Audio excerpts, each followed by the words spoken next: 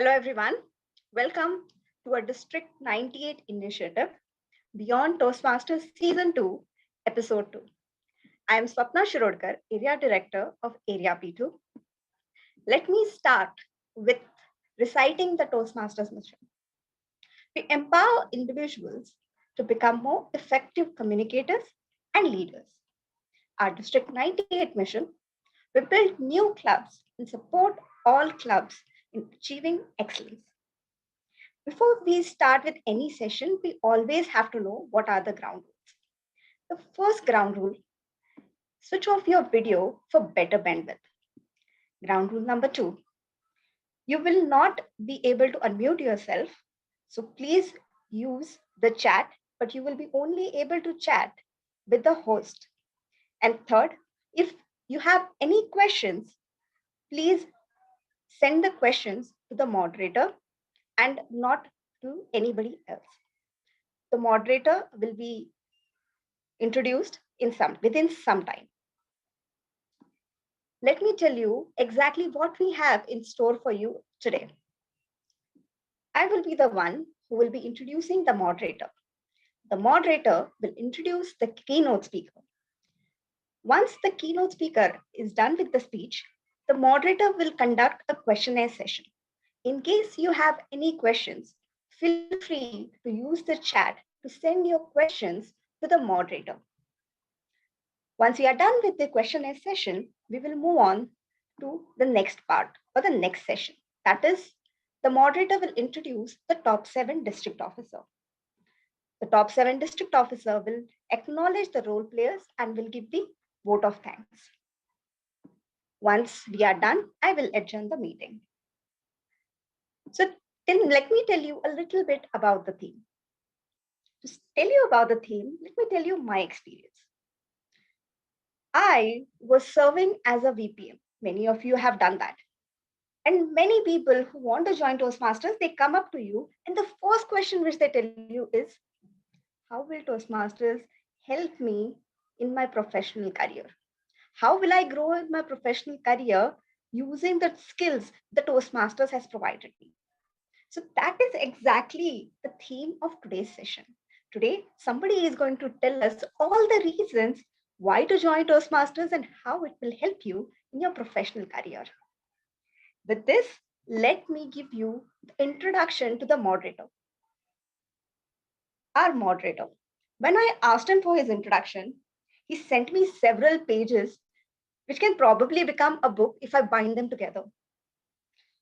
With all the experience he has, he had no choice, but I did. Today, I feel like a summarizer who writes a summary for the books. And I have tried to summarize his vast experience into a couple of paragraphs. So please bear with me while I read out those paragraphs of the vast experience that the moderator has. He prefers to call himself as a dedicated Toastmaster, a DTM, you see, having served the community since 4 years. He has served in various excom positions as well as club sponsor, mentor, coach. Wow, that was a little humble, I believe. He is currently serving as a Division S director. He also organized 2 seasons of hashtag 24, not the series which is coming to your mind, by the way. It is a 24-hour Toastmasters marathon meeting traversing 6 continents and 2,000 plus members. That was quite a long experience which our moderator has. So let me invite the moderator for the day, Division S Director, to DTM, Dedicated Toastmaster Hardik. Thank you so much, Swapna. The one thing we don't have in District 98 is the Tall Tales contest, although definitely Swapna was going to be a champion at that because those books and pages were something which she just made up before this meeting. But before I get started, I to confirm all of you can hear me and see me. Quickly use any emoticon of your choice, the smiley, the heart crows, whatever you feel like using to say that you are live and I am live and I'm audible and I'm visible. Yeah, some very smart people are going to use this the laughing emoticon, but you're free to use whatever you want. So, very good evening, everyone, and welcome to this season 2, episode 2, on the 12th of February, the second month of the year, for this session, which we're going to talk about leveraging Toastmasters learning for professional success. Now, in the introductions, what Swapna did not mention is that I am an entrepreneur and I run my own business. And as part of the business, I have to handle sales, I have to handle operations, I have to handle finance. And to keep it in a nutshell, various roles of Toastmasters have helped me do that better. For instance, the VP membership, attending calls of potential members. How do you pitch to them? How do you convert them as a potential member? The same thing applies back to my business. How do I convert that sales transaction? Every 6 months, you again remember them for renewals. Remember, March is just round the corner. The same thing we do. Every 6 months or annual, we go back to the customers for recurring payment because they are on our annual contracts. I've been a VP education of a club, managing them, giving them speech slots and the team out roles time and again. Back in my business, I have to ensure the customers get those services that they demand as and when they do. So that's a small glimpse of the fact that Toastmasters may not be directly applicable A to A, but there are a lot of ways in which you can leverage what you learn as a communicator, as a leader in Toastmasters in your professional journey. And today in house, we have someone extremely special, extremely experienced, extremely humble. I had the fortunate of speaking to him a month back. I hope he remembers me from the Gurukul session that he hosted for us a month back in Bombay. But here is a small introduction. Now, this is not a tall tales, and by small, I mean it is not actually really small, but Swapna, probably this is where you'll have to use. You just stole my lines and my fame over here. He is a speaker, mentor, and a people enabler. He's also an engineer and an entrepreneur. Ganesh Food Products, the company he co-founded in 1993. I was just 4 years old then. Do not go back and calculate my age now, please. We'll do that afterwards. He has now become one of the top coffee companies in India. The clients include Costa Coffee, Dunkin' Donuts, McDonald's, Coca-Cola, Nestle, and others. They have won all the India Best Roaster Award 4 times in a row. I haven't won a speech contest so far, but maybe this is something I should look forward to. He is presently working as its executive director, managing its resources and strategic planning. It was through Toastmasters he discovered his speaking skills and servant leadership. He has served as district governor of D82, India and Sri Lanka. Once upon a time, D98 was part of it, so we call him a granddad, if you want to call Nagaraja sir. But yeah, as a regional advisor for districts in India, Sri Lanka, China, Japan, Taiwan, and Korea, and as an international director as well. His awards and recognitions include, this is a summary from the book which Swapna just wrote about us. Excellence in Education Award, Excellence in Leadership Award, President's Distinguished District Award #1 in the world, Regional Advisor Recognition Award, that's the RA Award, ID, International Director Recognition Award. He is also the first district governor from India to receive the presidential citation at the Hall of Fame of Toastmasters International in Orlando in 2012. And right now we're in 2021. Just change the digits out there. Please welcome distinguished Toastmaster Nagaraja Rao.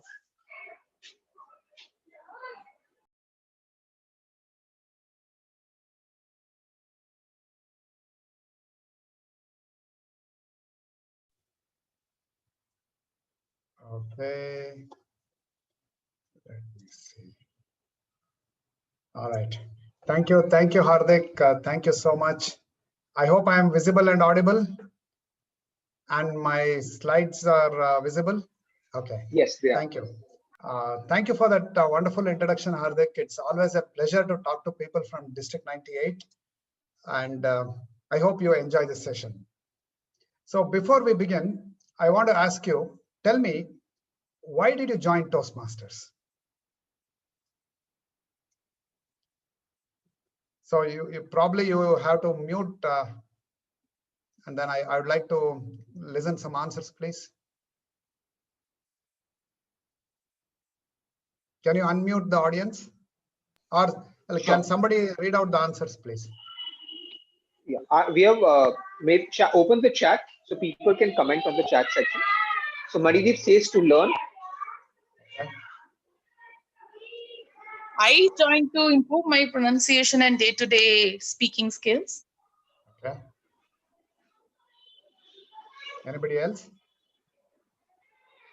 To overcome the fear of talking to new people, to be a competent communicator, improve communication skills, to grow as a leader. Okay.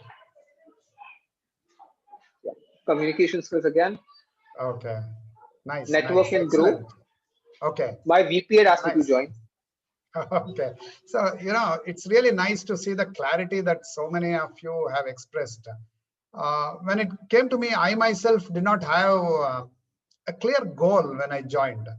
I just had a vague feeling that something was missing in my personality, and I had to try out new things to discover what it is. A friend of mine, Arjun Rajas, some of you might know him, he recommended Toastmasters. And what began as a simple hobby, it has now turned out to be a life changer for me. So over the next few minutes, I'll take you through my journey. It's a beautiful journey where I learned a lot, applied those lessons in my business, and I reaped significant benefits. So this is not going to be a formal training session. You don't need any pen or paper. You don't need to take any notes. So sit back, relax, and just listen to my story, okay? And see if you can draw parallels to your own experiences, all right? I don't know about you, but when I joined Toastmasters, I was terrified of speaking in public. My mentor pushed me into the club and said, swim. I jumped and drowned. I made a thorough fool of myself in handling table topics, and I came up gasping for air, and he saved me. He taught me how to arrange my thoughts in a cohesive manner, how to present them in a way that made sense to others. And a couple of speech later, my mentor, A.K. Prabhakara, he dropped another bombshell. He challenged me not to speak about any topic which I was not convinced about. I had to speak only about those topics which I completely believed in. I'll give you an example. I had prepared a beautiful speech about dental hygiene.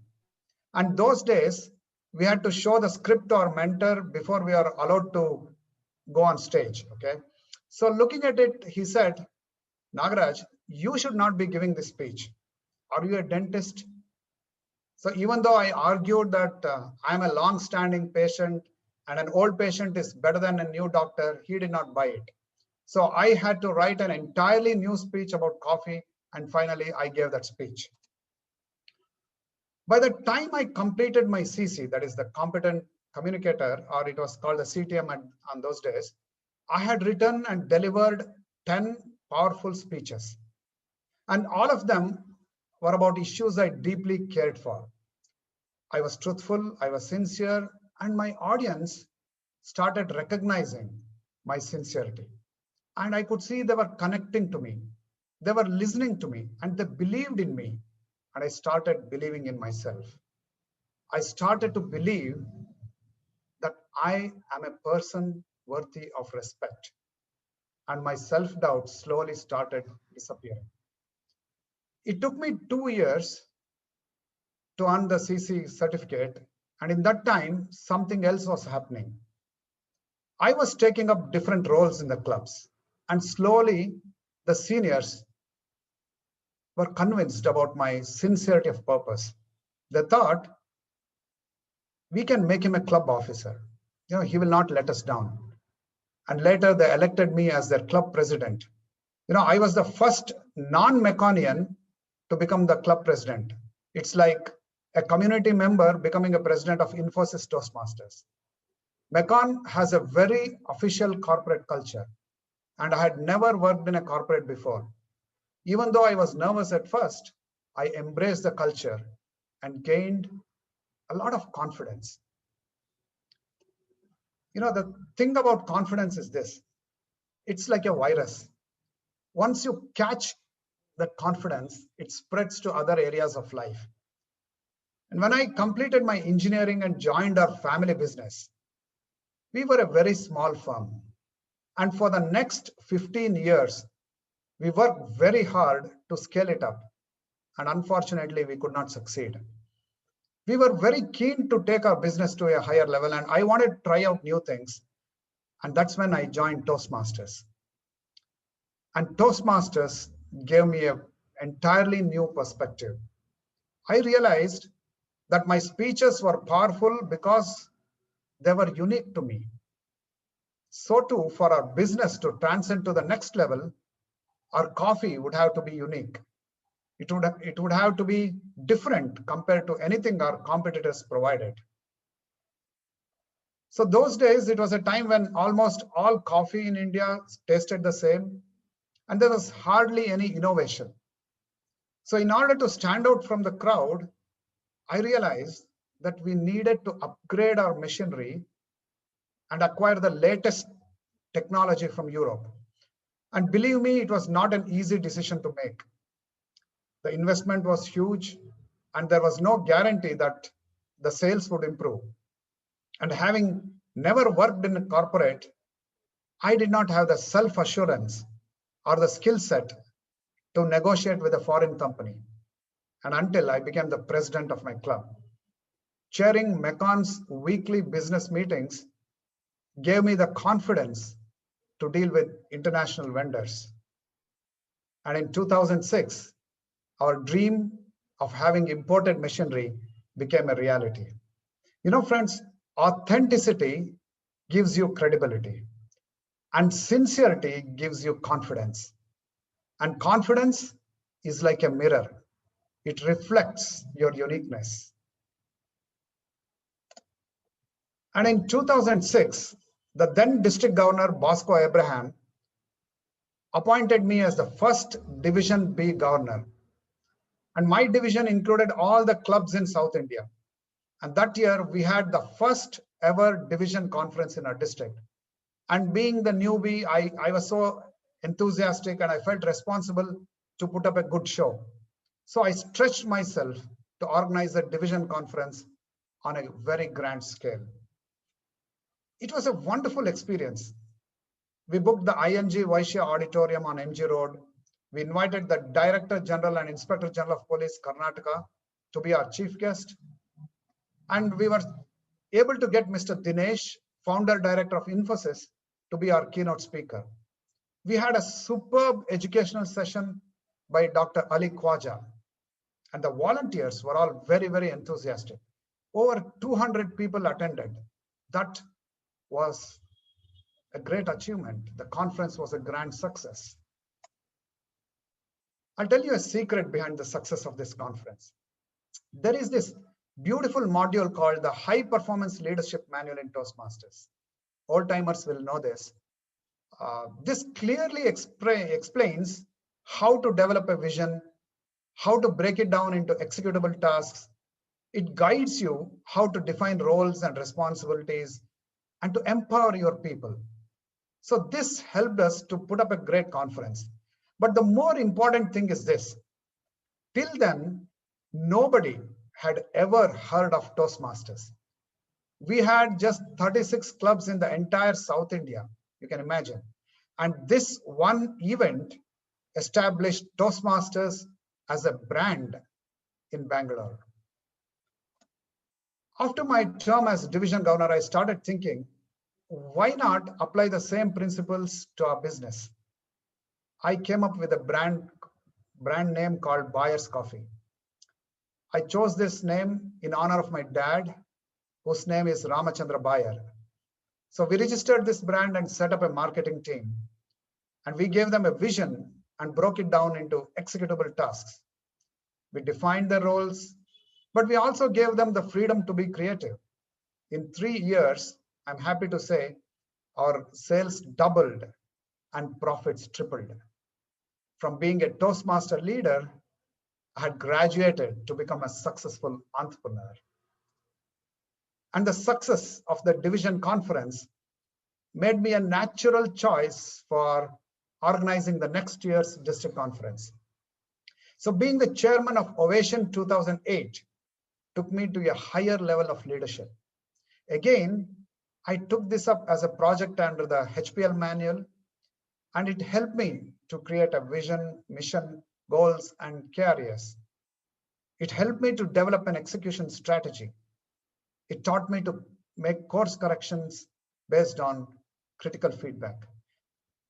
But what I actually experienced during the conference was something not written in any manual.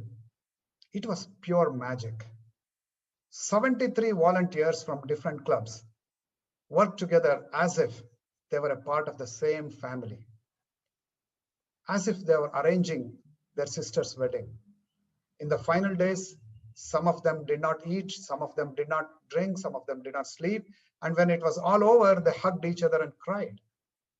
It was one event which created strong bonds of friendship among Toastmasters of different clubs. I realized if you give a framework to your team, set expectations, and give them the freedom to execute, wonders will happen. You trust them, you believe in them, and results will be extraordinary. So here was an important lesson for me. If you want to be successful again and again, and not a fluke, you need to do two things. One, create enthusiasm among your team members, and two, convert that enthusiasm into results. This is where I experienced a paradigm shift. To convert enthusiasm into results, you need to convert groups into teams. So can you tell me what's the difference between a group and a team, Hardik? Can you get some inputs?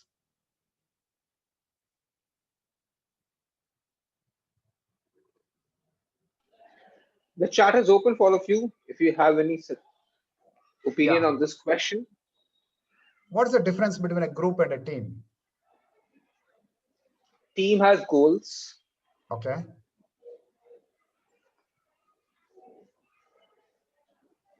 Team is aligned towards a common goal. Team works for one goal. Group can work for various things. Yeah. In team, Right. people support each other. Right. Thank you. Yes, a group is a collection of people with a common need or desire, right? The same group becomes a team when each person's roles and objectives are clearly defined. And when the process and milestones are documented, it becomes a system. So essentially, your long-term success depends on two things. One, can you understand the system and implement the process? And two, can you enable and empower your people to contribute their best? The skills I acquired by organizing Ovation 2008 gave me a major breakthrough in my career. When a delegation from Costa Coffee UK came to India, they were looking for somebody to do job roasting, just a contract. We had a couple of meetings and their opinion about us changed. They saw me as a person who could create a system-driven business entity. And when the meetings closed at 5 p.m., we had become their technical partners for their Indian operations. You know, having a tie-up with the third largest cafe chain in the world was a big leap for us as a company.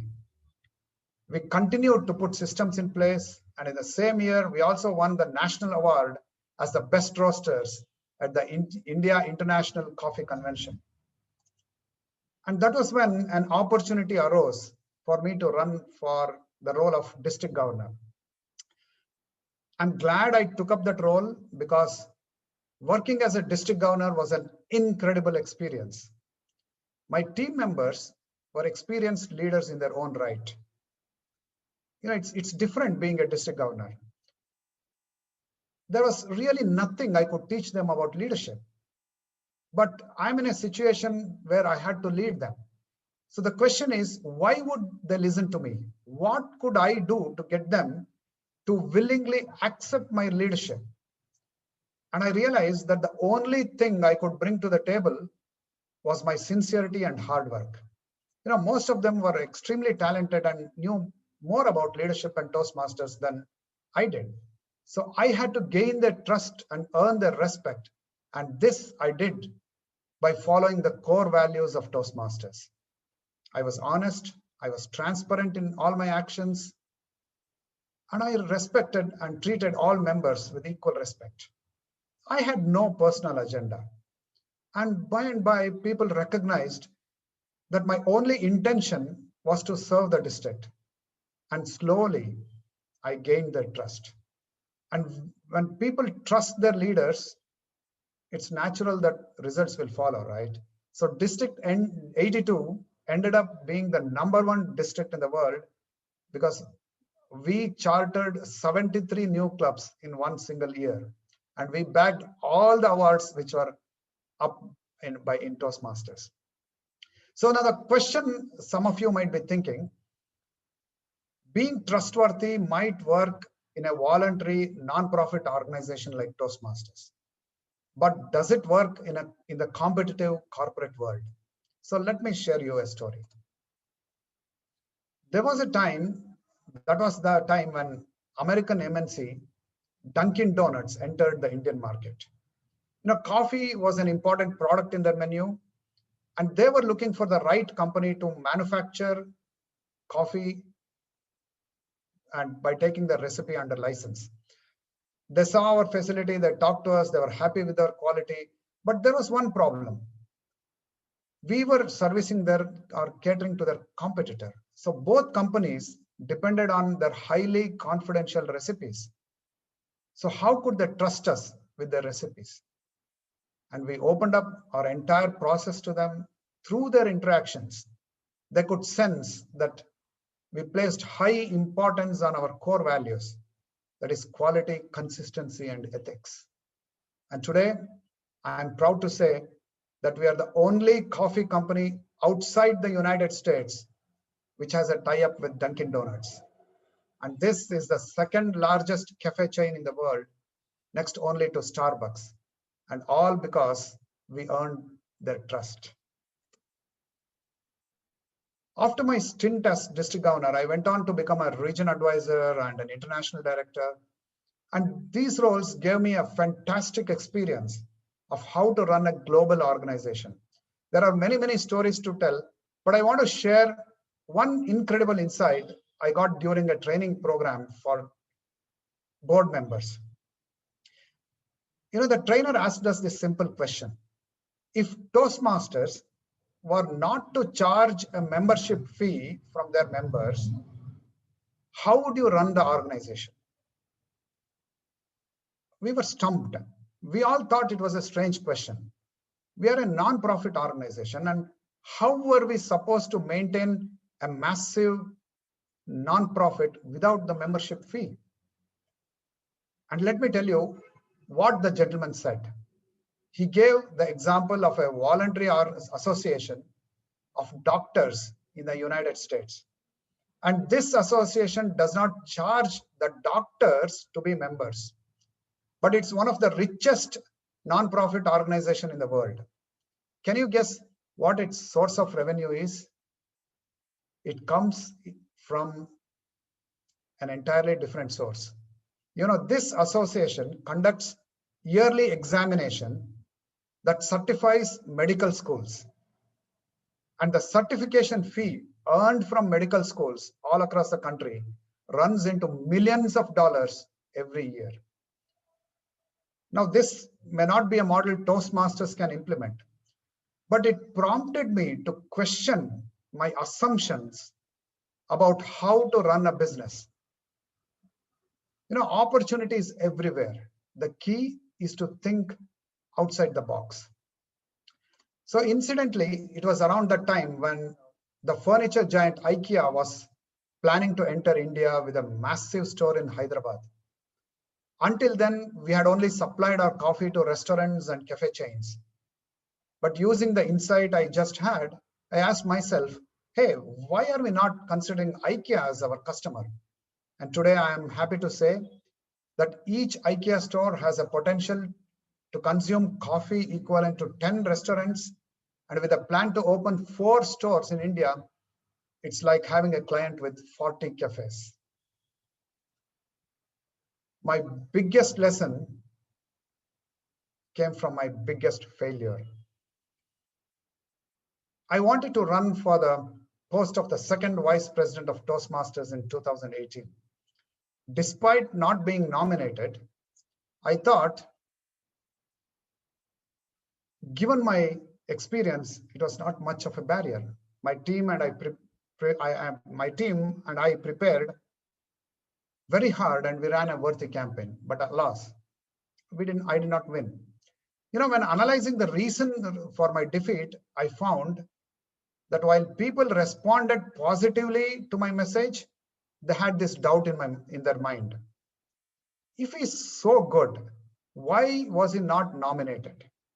And this perceived lack of credibility kept them from voting for me. Now I come back from Vancouver and I start thinking, how can I apply this learning to our business? I realized you may be the best in your game, but that's not enough. You got to be certified by the authorities. People don't have the time or the patience to try out for themselves. So we decided to go for internationally recognized certifications like FSSC 22000, BRC A grade certification, UTZ, RFA, and we immediately established credibility with global companies. And I'm happy to share with you today that Nescafe is a customer, and my biggest failure in Toastmasters gave me my biggest customer in business. So friends, ask yourself today, what do you want from life? Where do you want to be? What have you learned in Toastmasters that can help you get there? I'm sure you have valuable insights from your own experiences. So I encourage you to apply those learnings and start reaping their benefits. Helen Blanchard, she's the first woman international president of Toastmasters, and she says this: if you get out of Toastmasters what is there to get out of Toastmasters, you will never get out of Toastmasters. I wish you all the best, and the floor is open for questions. Thank you so much for those insights and narrating your story, pitch by pitch parallel in Toastmasters and corporate world.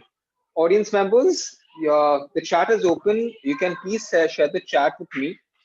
If you have any questions that you want to ask, we'll try and stick around the fact that how is leadership helping us with, how is Toastmaster leadership helping us with our professional life? We could be college students, we could be corporate employees, we could be entrepreneurs. It's there where we draw parallels somewhere in all these cases. So, anyone, any questions? And while I get that, I have some questions which received beforehand from some members. So I will get that going with that. So the member who states that the leadership in Toastmasters is different from that of a corporate. You share your journey of an entrepreneur and putting those examples out here. But the question is here is that how do you relate it to a corporate life where it's a little more bureaucratic, a little more organized comparatively, and the decision making is comparatively slower. And you may not be the decision maker. If I'm an employee, if joining a new corporate, I may not be the decision maker. How do you think it applies to a corporate life, and how does it benefit me over there? Right. Thank you. Thank you for that question. The perception is in business, if you are your own boss, you have a lot of freedom. And when you are a member of a corporate company, your options are limited. I understand that. There's a beautiful story about a person in ancient Rome who was so proactive and who had so much leadership in his genes. He became very famous. He was a guy who was giving solutions to people for all their problems, and this reached the ears of the king. And the king said he felt threatened. Okay, there were some insecurities, and he ordered this guy to be locked up in a cell. And wonder of wonders, he started giving solutions to problems there, and within no time he was actually running the prison, being a cellmate himself. So what I am trying to say is, when you get this leadership skills and start uh, recognizing opportunities for growth, when you start giving solutions to people's problems, there is no force on earth which can stop you from rising up the leadership ladder. Everywhere people are looking for solutions, and a leader is a person who recognizes the common problem, and he has the knowledge and the skill sets to provide solutions and make life so much easier for people around him. And again, I want to share this. If you want to rise up the ladder, the easiest way is to help your boss succeed. Whoever is your reporting manager, make that person successful. And when he moves up, it is but natural that you take his place. So that brings me to the point that a lot of times we are insecure about the fact that if someone else can do the job better than me, what will happen to my job? The point is, you're training someone else to do your job better, you may get a opportunity to do something else in the organization and move up the ladder. So that's a very well point put over here. The next question, it's so two people have a very similar question. I'm going to club both of them for you. That's Diksha and Ravi asking me the question that enthusiasm is necessary in a team. How do you generate enthusiasm? There's always going to be a dull period for anyone. Even at district officers, we have a 1 year term. The first 3, 4 months are super energetic. We try to do multiple activities, events, PR drives. Once we reach the 8, 9 month, it's kind of the dip that we reach in enthusiasm, motivation, and we're like, now let's just hand it over to the next team. Let them take it forward from there. But in a corporate organization, you don't get the liberty to shift the XCOM every 6 months. The same person has to be in the same position for a longer time. How do you sustain that in the team? Right. It's a very beautiful question. I'm so glad that this question was asked. And this is a very broad-based question also. So what I want to say is, in any enterprise, you use both your brain and your heart, right? There is logic, there is emotion. And if I can give the example of a car, the steering wheel, you need the steering wheel to give you the direction, but the engine is what gives you power. The engine is what moves you forward. Similarly, a team requires a logic to give a direction to the team's effort, but the power comes from emotion. Okay, the enthusiasm, what the team members feel, comes from their heart. So you need to know how to touch their hearts and how to create enthusiasm. And this can be done only when you know what their personal goals are. What are their aspirations? What excites them? And you as a leader have to find a link. You have to find a way to align their personal goals and aspirations to the goals of your team. All of us join Toastmasters for different reasons. All of us are in the division committee for different reasons. But by doing those division-centric activities, we are also fulfilling our individual goals and aspirations. Many times, this is not very clear. People have this vague feeling that when I become an area director or a division director, it's good for me. It's good for my career. They don't realize what exactly is the benefit they're getting. So you as a leader, you have to point it out to them. Okay, when you are a VP membership, these are the skills you are getting. And this is how your personal goals can be met because of this additional skills and experience you are getting.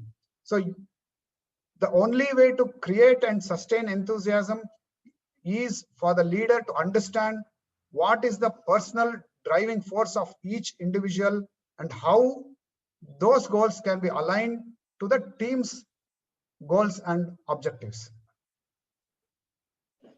I think we learn a lot of that as a division director when you have 5 area directors with different mindsets, different strengths, and they all have their personal lives which they're managing with their Toastmasters life.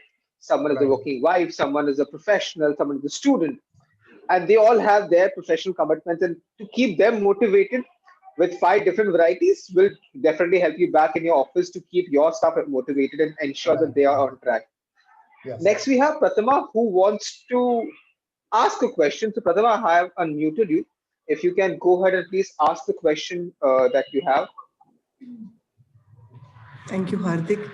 DTM Nagaraja Rao, always a pleasure to listen to you and so many lessons to learn.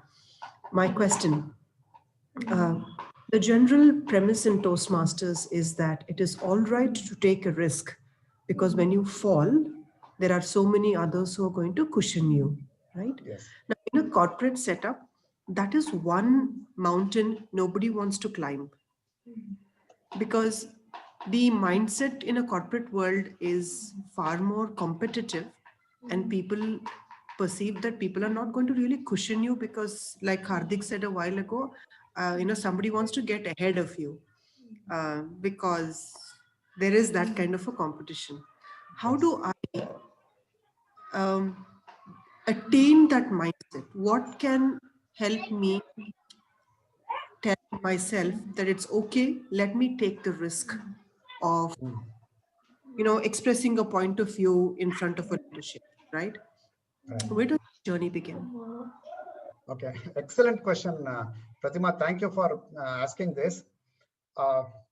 When there are two types of players, defensive players and offensive players, or when you are playing at different times, you play offensive game or defensive game depending on the situation and your opponents, right? So in corporate, when the stakes are high, you tend to be defensive. You don't want to fail. Okay. But then that will take you only so far. There is a difference between playing not to lose and playing to win. And this is exactly what you're asking. How do I change my mindset? Now I'm playing not to lose. How do I go to the level where I have the confidence to play to win? And Toastmasters is a wonderful opportunity or a platform to gain this mindset. So the more and more risks you take in Toastmasters, that risk-taking attitude becomes stronger and stronger in you. And this you carry back to your profession. And you slowly start taking more and more risks. And the beauty is this. When you start taking risks, most of your fears, you find that they are imaginary. Most of the pitfalls you assume to be there will not happen. Of course, you will fall once or twice, but more often than not, your risk taking will pay off very handsomely. So I'll give you my own example. Because of this continuous team building in Toastmasters, I did something in my business. There is a coffee roasters group in Karnataka, and there is, because of intense competition, there was we didn't have a common association, and there was a lot of distrust between each player. Nobody wanted to talk to each other. Okay, and by the skills I gained in Toastmasters, I created an association called All India Roasters Guild, and I worked really hard. I went to government to get the approval, and to everybody's surprise, I made my biggest competitor as a president and the second competitor as the secretary, and I was just a member. And people were really surprised. Why is this guy taking so much pain and when he has nothing to gain out of this? And I'll tell you, I didn't get anything out of being so generous and open and making them president of that association. But the industry gained, and they had this bargaining power to negotiate with government regarding taxes and government incentives for the industry. And by that distrust or enmity or that very severe competition between us became that much reduced. And the beauty is, he became my friend and we started buying together, and because of the combined quantum of purchase was so high, we could get a great discount and both of us benefited. So this is just an example. You will experience different things when you start taking risks and accepting people as your own. They start accepting you as their own, and this intense competition will slowly reduce by itself. I hope I answered your question. It actually did for me, at least. Yes, I understand from being on this side of the ladder. One thing you spoke about was failure. I mean, only incident you spoke about failure was your election as a vice president for the second vice president position. Do you believe that we all are fear failure? Why Toastmasters helps us come on the stage, deliver a speech. It's okay if you forget it. It's okay if you fumble the words. It's okay if you speak really fast, and it helps us communicate better eventually in the long run. But for the first time when you fail, how do you help yourself and bring yourself back to do it? Okay. Now there are two aspects for this. One is failure as a speaker. The second is failure as a leader. So based on your question, I'll restrict my answer to failure as a communicator. So we have to realize where this fear of failure comes from. As I keep telling, this is a primordial fear. It dates back to those days when we were living in caves as hunters and gatherers, prehistoric times. Those days, living in a group was essential for our survival. And if somebody did something wrong, they would be outcast. And those days, being outcast was practically a death sentence. You could not survive in the jungle without the help of your group. Now, this fear of being rejected is present very deep in each of us. And in the modern time, this takes on the form of fear of public speaking, fear of rejection, fear of being outcast. So this is what is triggering in your mind. When you go there, make a fool of yourself, and people don't appreciate you, or they may laugh at you. The real fear is, what if I'm no longer a part of this group? What if I am not accepted by my peers? And that is the thing which stops most people from taking risks. So once you understand this, once you understand that you are no longer living in jungle, and it doesn't really have that kind of a serious repercussion if you are rejected by your peers, you get that confidence to try again and again, and you fail again and again, and you fall forward and go ahead. So even though it's easier to understand this in a theoretical way, only when you experience it, you gain that confidence. So that's why we keep encouraging people to go and speak again and again. The more stage time you have in your experience, the better you are equipped to take risks, experiment, and fail. So please speak up. Whenever you get an opportunity, please take that and speak. Doesn't matter if you speak nonsense. You are better off by speaking your mind. Thank you. So this is one for the audience in the house. How many of you have started stepping out of your home and taking the risk against the COVID? Just show me a quick heart on your emoticons or something like that. Because my next question is very related to that. Yeah. So I can see some of you showing your hearts, some showing a thumbs up that you are started stepping out. We humans, especially Indians, are social animals, and psychologically we are very emotional as well. The Indian culture over here. So as a leader, sometimes you ought to be more practical than emotional. I know a lot of leaders had to have the take the question of asking some people to leave the organization during the COVID situation. But that is just a one-off instance because it was a different scenario. How do you normally, as a leader, take decisions practically, keeping your emotions aside? That's a question by Ravi actually. So yeah, I'm just reframing that. When I was LGET or today's PQD, Deepak Menon was my district governor or the district director. And he gave me this lesson. It's a very beautiful lesson. And like some of you, I was a very emotional person those days, and I used to get irritated and angry and hurt sometimes. So it was very difficult for me to keep my emotions in check. And he gave me this advice. He mentored me, and he said, Nagaraj, you have to learn this. You have to understand how to make this distinction between opinions and facts. people come to you with all sorts of things. So first you have to ask yourself this: is this his or her opinion, or is it a fact?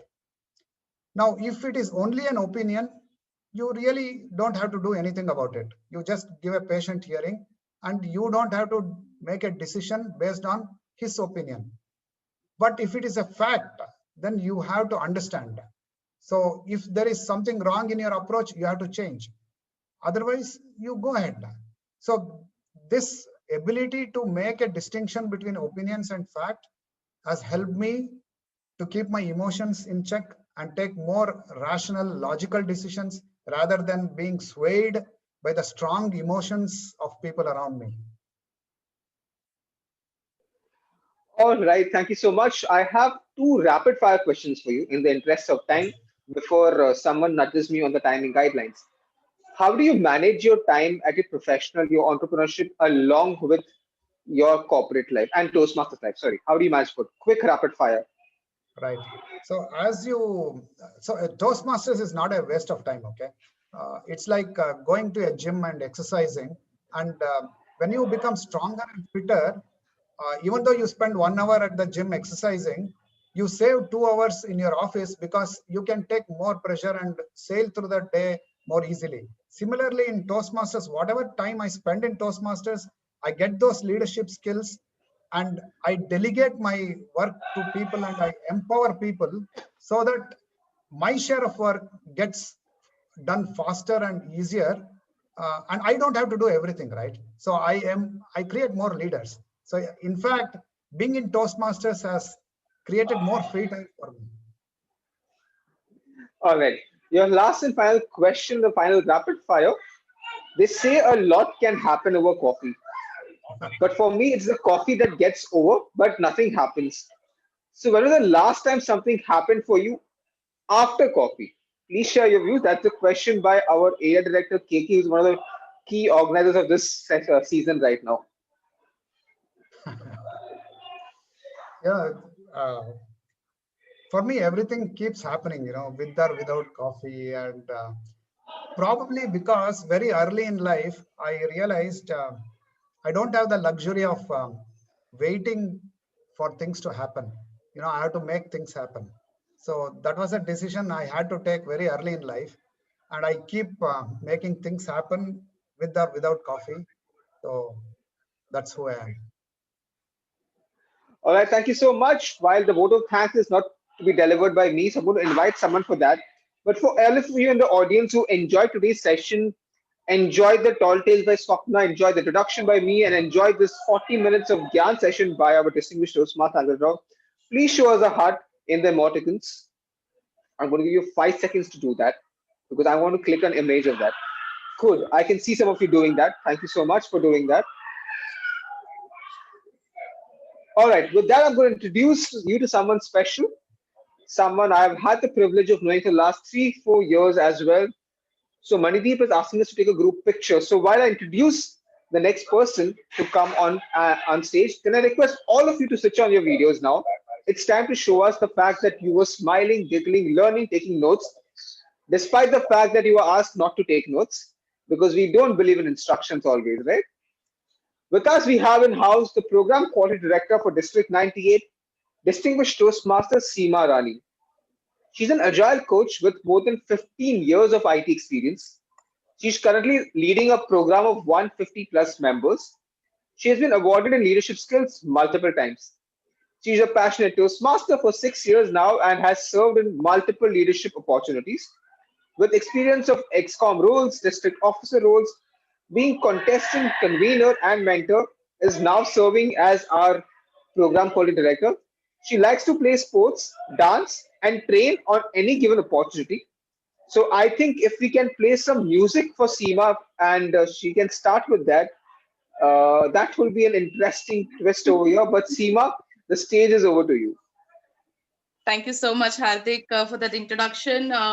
Though I don't like to be that formal, I know somebody's asking me to start my video. First of all, apologies, but I really wanted to stick to the session with power cut just on time. I am unable to switch on the video, but I'm sure Nagaraj sir recognize me and remember me, and every one of you can.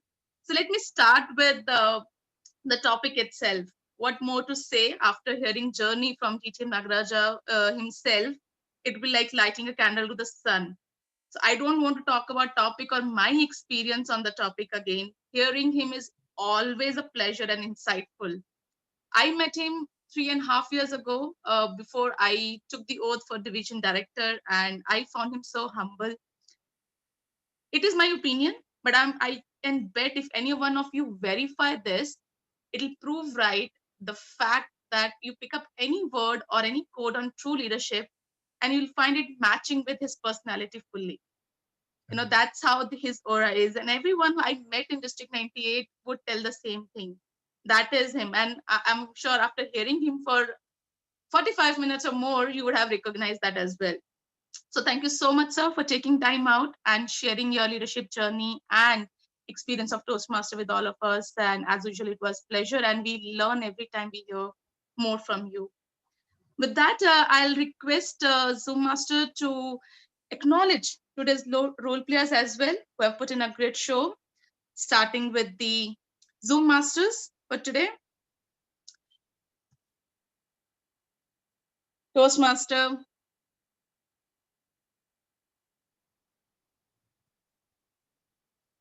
Okay. So thank you so much, sir. I think I recognize, and let's have a round of applause for sir. Huge round of applause. Unmute yourself and let's give him a round of applause. The real one.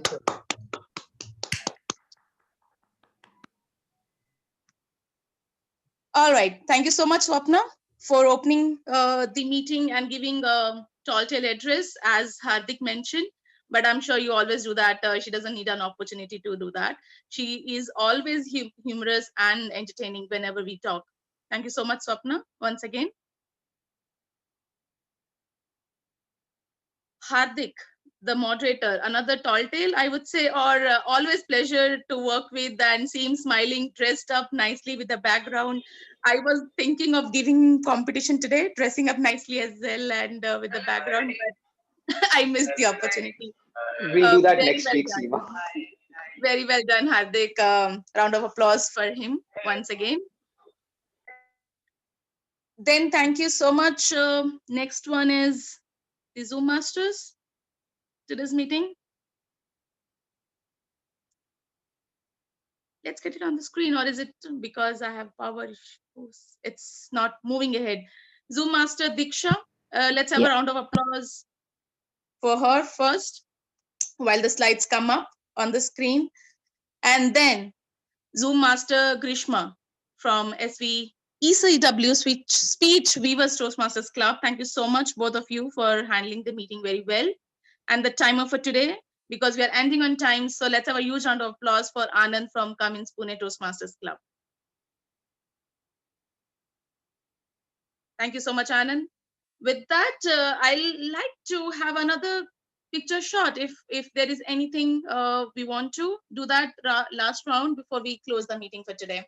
And thank you everyone for joining in. The audience, without you, I'm sure sir wouldn't have enjoyed speaking as well. So thank you everyone for joining at this late in the evening. I'm sure you had your office, you balanced the life and work and Toastmasters together. So thank you so much for joining in, everyone. With that, I'll adjourn today's session of Beyond Toastmasters Series 2.